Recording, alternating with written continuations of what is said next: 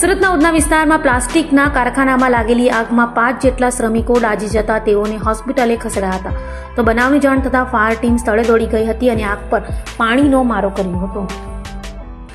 સુરતના ઉધના વિસ્તારમાં ધરતી નમકીનની પાછળ આવેલા એક પ્લાસ્ટિક મેન્યુફેક્ચરિંગ યુનિટમાં અચાનક આગ લાગી હતી. પ્લાસ્ટિકનો જથ્થો હોવાને કારણે આગે જોતજોતામાં વિકરાળ સ્વરૂપ ધારણ કરી લીધું હતું અને આકાશમાં કાળા ધુમાડાના ગોટે ગોટા જોવા મળ્યા હતા. કારખાનામાં કામ કરી રહેલા શ્રમિકો કંઈ સમજે તે પહેલા આગ પ્રસરી જતા નાસભાગ મચી ગઈ હતી. તો સવારે લાગેલી આગમાં 5 જેટલા કામદારો ઈજાગ્રસ્ત થતા તેઓને નવી સિવિલ હોસ્પિટલે ખસેડાયા હતા, જ્યાં તેઓની સારવાર કરાઈ હતી.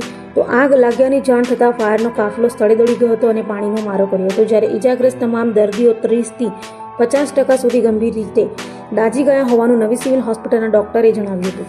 તો હાલ તમામ દર્દીઓ સારવાર હેઠળ હોવાનું પણ કહ્યું હતું.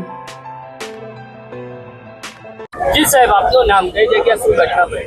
હું છું સબ fire officer Rohit ખલાસી. Udhna Udyognagar road number 3 ખાતે આગની ઘટના બની હતી પ્લાસ્ટિકના ગોડાઉનમાં, એવો અમને ફાયર કંટ્રોલ તરફથી કોલ મળ્યો હતો. એટલે ઉધના માન દરવાજા અને ડિંડોલી ડુંભાલથી ગાડી રવાના કરી હતી.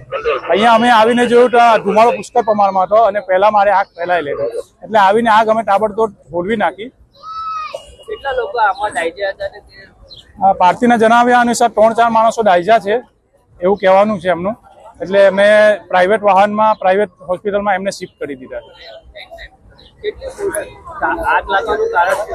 આગ લાગવાનું કારણ તો હાલ જાણવા મળ્યું નથી. ના, અત્યારે તો કશું છે નથી એમાં. આગ પર હોલવી નાખી છે અને ટોટલ કુલ ડાઉન કરી નાખી છે. 3 ગેટની ગાડીઓ થઈને 6 થી 7 જેવી ગાડીઓ હતી.